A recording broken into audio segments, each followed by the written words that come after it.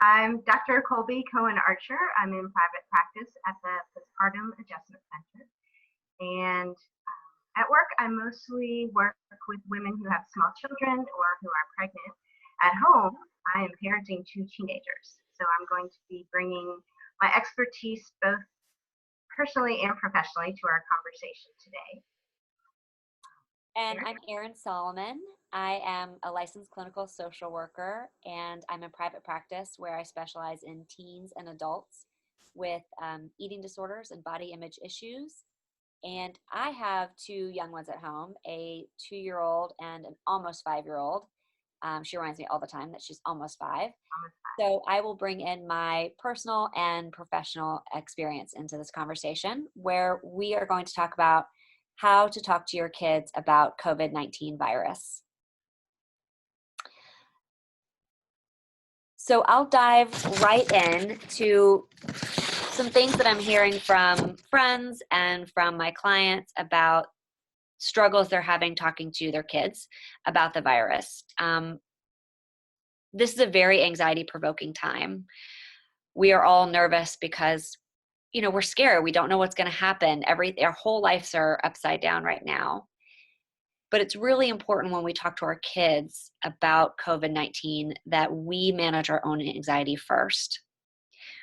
We want to present to them the facts and serve as a calm and reassuring voice for them. And so a lot of that is managing our own anxiety. And there's a couple of ways you can do that. My suggestions would be either do a meditation or a walk outside or maybe a gratitude practice, but also maybe reminding yourself that it's okay to feel anxious right now, that part's okay. But what's not okay is to put that onto our kids because they need us to be the calm ones. So when we go into the conversation, go into it with an air of everything is safe, safe enough, and we are okay. We're wanting to give them the impression and the belief that we are going to keep them safe. So for small children, especially, really that's what they need. They need to know that we are going to be there, that we are doing everything that we can to keep them safe. They need to be reminded of all the things that are going to stay the same and that we're there for them. They don't need much detail about the virus itself. It's always good to ask them to begin the conversation, what have you heard? What do you know? And then supplement whatever they know with accurate information, or if they have very inaccurate information, shift that so that they know that this is a virus. They have all had viruses before. This one is likely, if it makes them sick at all, it's probably not going to make them very sick, but we are keeping our distance to protect some of the adults in our community.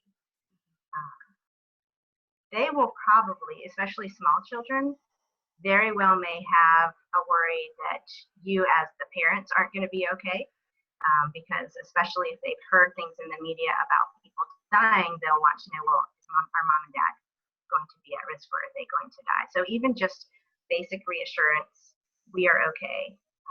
We are doing, not we won't die, but we are doing everything we can as adults to keep you safe and to keep ourselves safe. You want to add anything to that, Erin? I agree, reminding them that we're washing our hands, we're keeping our distance from people. One of the things I've talked to my kids about is letting them come up with ideas on how to help. So that's the practice of Tikkun Olam, to heal the world. So it surprised me what ideas that they came up with. And I think, I encourage you, if you haven't asked your kids what ideas they might have, it might surprise you. It might be cooking for people who need food, or writing letters to people who need an encouraging, kind word. But letting them maybe have some control and some power by participating in helping. Or letting them go around and disinfect things. Especially small children, you give them a wipe and say, go to it, they're going to get excited. Some of them will get very excited about helping in that way because they can do that. They can wipe off a doorknob. Yeah. Part of that, oh, go ahead. Go ahead. I was just going to say, in terms of finding out what information they know, in my head, that kind of links to being aware of what kind of media exposure they are getting around you. Especially small children really don't need any media exposure. So as parents, if you can limit that when they're around, I would also say limit it for yourself. But we can be very thoughtful about not watching the news around them. But we also tend to have conversations with other adults about what's going on because it makes us feel better, makes us feel like we're in this together. And little ears are always listening. And so just be aware of some of the things that you're talking about, even with other adults, whether it's on the phone or with your spouse. Because if we are expressing some of our own fears or even talking about this person died here or this many more people have gotten sick, they're going to hear that. I'm guilty of that. My husband and I are currently working on, sometimes we'll read a headline and we'll just say it out loud, and so we're really working on, keeping that inside once the kids go to bed, sitting down and talking about it, but really checking ourselves about not just talking out loud about what we're thinking about the virus in front of the kids, because they are listening all the time and they're taking it in. And then on that same note, younger kids and older kids, you might just see their behavior change a little bit. I know my kids have been, my older's been really emotional and really frustrated. And I think teenagers are, you're going to see that a lot from them. And they may not have the words or the ability to say, I'm really frustrated that I can't see my friends, or I'm really scared because people are talking about this all the time, or I'm really worried. That you might just see them be aggressive with their sibling or be rude or, doing all these kind of behaviors that we get really frustrated about. So it's important, and I'm trying to work on this as well, is creating a pause to try to think about why they might be reacting that way, that it might not just be that they're not listening. It may be that they're having a lot of emotions about what we're also having a lot of emotions about. So validating those feelings for them. I know it's hard. I know it's frustrating not to see your friends. I know you're probably bored of your little sister, all these sort of things to help them kind of normalize what they're feeling. And you might have to get creative.